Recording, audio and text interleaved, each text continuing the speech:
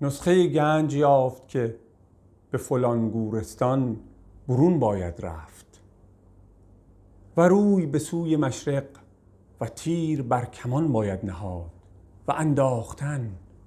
آنجا که تیر افتد گنج است.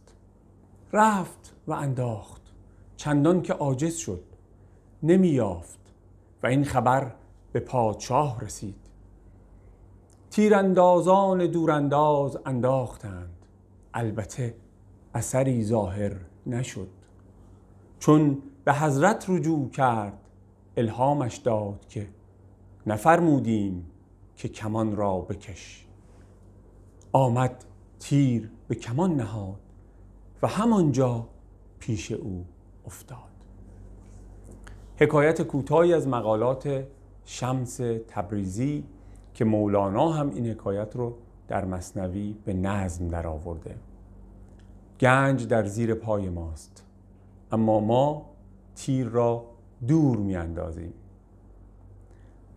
در حالی که تیر باید در زیر کمان بیفته، در زیر پا، بدون کشش کمان. درسی که شمس به ما میده در این حکایت این هست که گنج در وجود خود ما هست و باید حقیقت وجود خود رو دریابیم و آنگاه به گنج وجود خود دست یافتیم.